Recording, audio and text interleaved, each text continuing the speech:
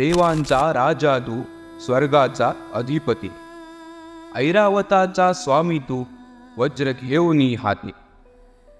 तुझ्या स्वागतासाठी सज्ज झाले सारे, मनात आमच्या वाहू लागले भक्तीचे वारे.